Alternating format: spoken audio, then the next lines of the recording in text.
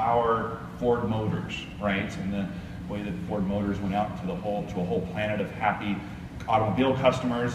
IGT, this little Reno company, has gone out to the planets and all corners of the planet over the years and really become a famous Nevada company. And now it's becoming, of course, a famous different company. But maybe we shouldn't all be surprised by this. After all, we're in the tech sector where change is incredibly rapid and the evolutions happen at a breathtaking scale more generally. So should we not be surprised by this? Is this something that's always going to be a part of the manufacturing landscape, these levels of consolidation and mergers? A lot of you have a lot of experience with a variety of different sectors. Let's try to put this into context. What kind of chapter are we looking at right now? Is it odd or is it to be expected? My perspective would be that it's more of a phenomenon, especially to see the amount of consolidation over a short period of time. And I think that there's a lot of factors that come to play, from access to capital, in terms of the lending rates, as well as the amount of cash that's just sitting on the sidelines. So I think that M&A, my point of view, is based on predominantly two elements: fundamentals and timing.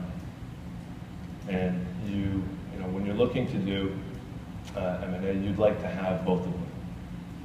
And so I think that when you have some good companies from a fundamental basis, and the timing is there, and timing goes beyond just the industry, the market, etc. It ties into the capital markets as well, right? And so I think that you have a period in time in which the lending rates became so low, and everybody was sitting on so much capital. As everybody here knows, in the U.S. had a lot of tapering in terms of the bond markets, et cetera. And so it created this possibility. So my perspective is to see this much consolidation in a short period of time is more of a phenomenon. It's not something that can continue forever. Other takes? Yeah, I think it is. It's a combination of the things that David mentioned, which all I agree with. Money is very cheap these days, and I think people do things in those environments that they don't do otherwise. But I do think that there was a lot of pent-up demand, which contributed to this, right? There's been a lot of companies for a long time that have been standalone companies, and I think the maturation of the U.S. market has contributed to people really re-inspecting their business. Which I think is important. So I think it's a bit of a phenomenon, but I think it will set a new trajectory where it's acceptable and it's okay, right, to change our companies and mold our companies and watch the market and watch our customers and change our companies as we feel like it's necessary. And it's not a failure to have changed my company or Patrick's company. It's actually being responsive to shareholders, market, and other things. And I think our industry for some time is a little bit of an industry that hunkers down, right? It's like we have our business and this is our business and this is our territory. I've had a number of people this week yesterday come through my booth and say to me, "It's a real shame you had to sell your company." And I said, "No, we didn't have to sell our company. We chose to put ourselves together with, we think, a very powerful company to create a better company." And so I think there is a bit of a mentality that you don't do it unless you have to, as opposed to I choose to. And I think we're now giving permission to others to say, make those choices. If those choices are the right things for players and the right thing for your shareholders and employees, make those choices. They're the right choices to make. My instinct is it's a particular phase in time, and who knows what's going to happen in the future. But I think there are a number of factors, absolutely. And David mentioned one. I think there were two primary factors. One was just this access to debt, and price. And Paddy's right. The industry's been dancing for a long time around each other. It's a funny industry in that sort of we compete and we cooperate because of regulators. So there's been a lot of dancing. But if you go back to 2009, 2010, and you look at what the industry was forecasting would be the size of our industry in terms of, let's say, US replacement, by 2013 and 14, it's about 50% lower. You just have to go back to the Roth reports of 2009-10 and see. In 2014, we should all be sitting on gold chairs and having a blast, but it really hasn't recovered since the global financial crisis. So what that led to was the fact you've got such great product coming through from the industry, not the scale of industry to support that product. These dancers starting to get a little bit closer to each other, cheap debt coming up, and people saying, "How now's the time?" But I'd add, if you go back, for me, the beginning of the current cycle was really when Cy bought Williams, and then Bally bought Shuffle, and that whole lot got together. And you've taken a deal that Paddy's been involved with, and now Patrick. All together, that's about $600 million of cost synergy, quoted publicly, coming out of the industry. Could well be more. So that's the industry somehow saying, you know, we've got $600 million too much cost for the scale of what we are able to provide these days. And it's therefore very responsible to shareholders to say, here's a way that we can continue to invest and be successful in the future by taking the cost out. And that's the collective impact. I think the job for us now as manufacturers is to make sure we maintain, despite all of that integration, we maintain a vibrant, exciting, technology-driven industry. Otherwise, you know, as the famous book says, you can't shrink to greatness. So we've got to be cautious about that. Well, I remember a few years back as the strip was consolidating and obviously the mergers that were taking place, there were a lot of concerns amongst the rank and file, the folks on the floor every day in Las Vegas, for example. Because if you were a dealer and you were at a Caesars property and your boss fired you, you went across the street to an MGM property, and boy, then you really had to walk on thin ice because that's the other company now.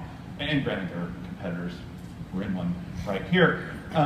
But when Wall Street loves efficiencies, one wonders whether the employees on the floor see redundancies, right? See, you know, job duplication, and one wonders. Patty was referencing, you know, folks on the G2E floor. How many people out on the floor this week met the person with their job title in the company that is acquiring their company, and they're saying, "Oh, I'm the director of marketing," and you meet the person who's the director of marketing in the company that is purchasing your company, and you think, "Well, this is awkward." Right? Again, this was a big concern, I know, a few years back when we thought about the mega mergers that were taking place on this strip. Let's speak to the folks on the ground, and certainly against the backdrop of the American Gaming Association, which is, of course, trying to promote this industry as a massive job creator. Are we shooting ourselves in the foot, at least as it pertains to this narrative, by going through a process which, almost by definition, is we're going to have some employment challenges here? How would you all respond to these concerns or critics who might pose this to you all? Jamie's number is staggering, and he's right. $600 million. There's no way around that, right? And you said Wall Street likes every 90 days worth of expense report. You know, they don't think about, in my opinion, 3, 5, 10 years out. So I think what's going to be challenging and what we need to do is sort of buck that and think 3, 5, 10 years out. And expense synergies are easy. You go in and you make cuts and you move on. But what doesn't get talked about a lot is the revenue synergies and what can a GTECH and an IGT do, and a global cash and a multimedia games. And this is much more important, and but gets very little attention, in my opinion, in some of the analyst and Wall Street loops. So. My comment would be, you know, and I agree with Pat in terms of revenue synergies, which are very, very important to look at. I think every industry is cyclical, right? It doesn't matter if it's real estate, gaming technology, you know, consumers. Every industry is cyclical, and you know, the businesses that adapt the quickest tend to succeed the most. And everybody here, you know, that's on this stage has a fiduciary duty to our shareholders, and you know, it's. You know, we want to make sure that we ensure that growth and longevity in terms of, you know, return on equity for them. When you look at it from an employment perspective, or the big headline number that Jamie mentioned, right, of $600 million, you know, I think in some cases it's cost efficiencies, but I think that, you know, in a lot of cases, as it derives revenue synergies, it creates more sustainable jobs. There were a bunch of typewriters and typists, and the computer came out and everybody said, everyone's gonna be out of a job. And out came hundreds of thousands of jobs for engineers, developers, etc. And so that's time back to, you know, part of a cyclical time within an industry. But I think that, you know, it's easy for Wall Street to look at this and kind of sit back and just look at, you know, financial statements.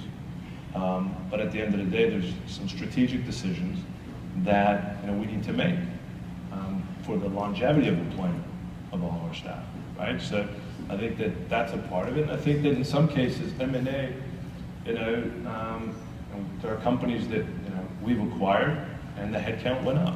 It didn't go down. Amaya was a company 5 years ago, 40 employees. Today, it's almost 2,400. So it's those shifts, right? But I don't think that it's a synergy line that should be looked at predominantly just from a employment or headcount perspective, because I believe overall outcome for the industry is going to be much healthier, and that's more important.